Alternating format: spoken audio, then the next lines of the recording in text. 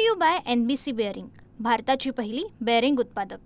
अध्यक्ष महोदय, या प्रस्तावामध्ये सगळ्यात पहिला प्रश्न आहे राज्यातल्या कायदा सुव्यवस्थेचा. अध्यक्ष महोदय, कायदा सुव्यवस्थेबाबतीत बोलायचं झालं तर आपण बघतो रोज अत्याचार होतात, पण सगळ्यात महत्त्वाचा सामाजिक प्रश्न आपल्या राज्यासाठी, आपल्या राज्याच्या भविष्यासाठी मानलेला आहे तो आपल्या ड्रग्सचा. आज आपण बघतोय की प्रत्येक ठिकाणी म्हणजे मोठ्या शहरात, फक्त महानगरामध्येच नाही तर छोट्या छोट्या शहरांमध्ये सुद्धा ड्रग्सनं खूप मोठं ड्रग्सचा विळखा तरुण पिढीला झालेला आहे. तुळजापूरच्या ड्रग्सच्या बाबतीत अध्यक्ष महोदय, मी मागच्या अधिवेशनात एक लक्षवेधी मांडली होती. तुळजापूर ही आई तुळजाभवानीचं तीर्थक्षेत्र आहे. त्या एवढ्या छोट्या शहरात सुद्धा काही ठराविक लोकांमुळं जर ते क्षेत्र बदनाम होत असेल तर ही आपल्यासाठी, आपल्या पूर्ण महाराष्ट्रासाठी दुर्दैवाची गोष्ट आहे. परंतु अध्यक्ष महोदय, यात नेहमी आपले सन्माननीय मुख्यमंत्री म्हणतात की ड्रग्सच्या बाबतीत आपला 0 टॉलरन्स राहील. परंतु तुळजापूरच्या बाबतीत टॉलरन्स काय हा प्रश्न सगळ्या महाराष्ट्राला पडतोय. अध्यक्ष महोदय, तुळजापूरच्या बाबतीत मागच्या वेळेस मी लक्षवेधी मांडली. लक्षवेधी सभागृहात यायच्या आधीच त्याचं उत्तर लीक झालं. त्यानंतर हा प्रश्न मी ज्यावेळेस सभागृहात मांडला त्यावेळेस सन्माननीय मंत्री बावनकुळे साहेबांनी सांगितले की आपण ही चौकशी करू. दुसरं अधिवेशन संपत आलंय, पण त्याच्यावर अद्यापपर्यंत चौकशी झालेली नाही अध्यक्ष महोदय.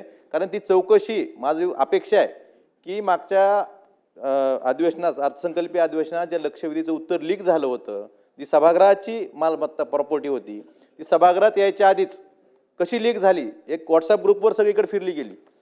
आणि अशा वेळेस म्हणजे किती सिरियसनेस आहे ह्याचं उत्तर उद्या उत्तराच्या सन्माननीय मुख्यमंत्र्यांनी सांगावं की ह्याबाबत काय कारवाई केली. अध्यक्ष महोदय, मी असेल, आमचे सर्व जिल्ह्यातील लोकप्रतिनिधी असतील, खासदार असतील, आमचे प्रवीण स्वामी आमदार साहेब असतील, आम्ही 9 जून 2025ला सन्माननीय मुख्यमंत्र्यांना तुळजापूरच्या बाबतीत एक पत्र दिलं. तुळजापूर असेल, बार्शी असेल किंवा परांड्याच्या बाबतीत. त्यात आम्ही काही प्रश्न उपस्थित केले होते की ज्या ठिकाणी आरोपीच्या जबाबातून सांगितलं की आम्ही अतुल अग्रवाल नावाच्या एका पेडलरकडनं हे ड्रग्ज विकत घेतलंय. अद्यापपर्यंत फेब्रुवारीमध्ये गुन्हा दाखल झाला आहे. अद्यापपर्यंत त्या अतुल अग्रवालला गुन्हा दाखल झालेला नाही किंवा त्या आरोपीला अजून अद्यापर्यंत पकडलेलं नाही. मग हा टॉलरन्स म्हणजे हा 0 टॉलरन्स कसा होऊ शकतो? आणि दुसऱ्या बाजूला त्या बाबतीत ज्या चार्जशीटमध्ये गोष्टी आहेत त्या गोष्टी किंवा बाकीच्या ज्या गुन्ह्याच्या तपासात ज्या गोष्टी पुढे आल्यात, जी प्रसारमाध्यमं ज्या बातम्या दाखवतात किंवा ज्या काय पत्रकार लिहितात त्यांच्यावरच राजकीय दबाव टाकायचा, त्यांच्यावरच पोलिसांमार्फत दबाव टाकायचा आणि एक तुळजापूरची कोणतरी बदनामी करतंय असं सांगून तुळजापूरची बदनामी त्या काही चुकीच्या लोकांच्या वागण्यामुळे होते, ह्यांना बाजूला केलं पाहिजे, त्यांच्यावर कारवाई केली पाहिजे. आणि मग यातून खरंच तुमचं जे 0 टॉलरन्स सन्माननीय मुख्यमंत्र्यांचं म्हणणं आहे, कारण हा सामाजिक प्रश्न आहे, राजकीय प्रश्न नाही. हा सामाजिक प्रश्न आहे आणि ह्याला सामाजिक दृष्ट्याच बघितलं पाहिजे, आपल्या पुढच्या पिढीचं भवितव्य म्हणून बघितलं पाहिजे. या ठिकाणी कुणी जवळचा लांबचा हे न बघता या ठिकाणी कठोर अशी कारवाई, जसे सन्माननीय मुख्यमंत्री 0 टॉलरन्स म्हणतात त्या पद्धतीनं कारवाई तुळजापूरच्या बाबतीत झाली पाहिजे, परांड्याच्या बाबतीत झाली पाहिजे. अध्यक्ष महोदय, आज साताऱ्यामध्ये एका म्हशीच्या गोट्यात ड्रग्सचा खूप मोठा साठा सापडलाय. लातूरमध्ये सापडला होता. पूर्ण महाराष्ट्र आपल्या ड्रग्सने. या बाबतीत आपण बघतोय की रोज कुठेतरी साठा सापडतोय, पण हे थांबत काय नाही. यासाठी सुद्धा एक विशेष आपण तिथं जनजागृती करून भागणार नाही. या ठिकाणी यासाठी कठोर अशी कारवाई गृह विभागाच्या मार्फत केली गेली पाहिजे. आपण मकोका लावायचं सन्माननीय मुख्यमंत्र्यांनी चांगलं विधेयक आणलं होतं, पण त्यात ते क्वांटिटीचा विषय आहे. ते 50 ग्रॅम क्वांटिटी पूर्णच होऊ देत नाहीत.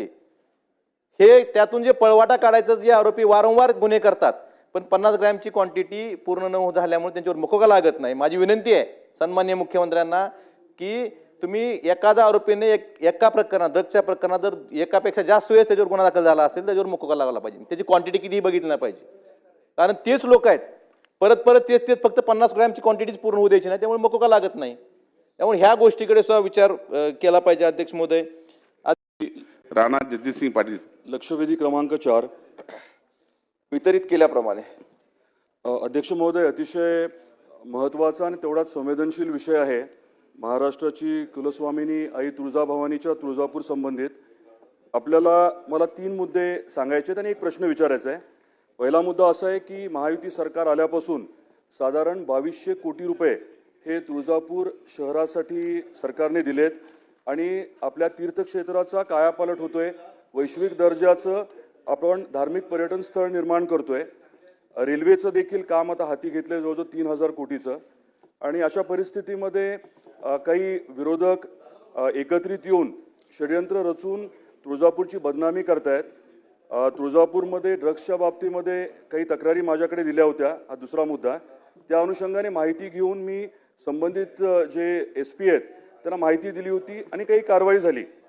आता परवा महंत जे मुख्य महंत आहेत ते सर्व मुख्यमंत्री महोदयांना भेटले होते आणि तुळजापूरची नाहक जी बदनामी केली जाते वारंवार षडयंत्र रचून, त्याची उच्चस्तरीय चौकशी व्हावी अशी विनंती केली होती. त्याच्यामध्ये जास्त म्हणावं तसं अजून काही कारवाई झालेली नाहीये. तर माझी विनंती आहे की उच्चस्तरीय समिती गठीत करावी आणि कार्यकाळ त्यांना ठरवून देऊन चौकशी व्हावी, ही माझी विनंती, हा माझा प्रश्न आहे. Brought to you by NBC bearing, भारताची पहिली बेअरिंग उत्पादक.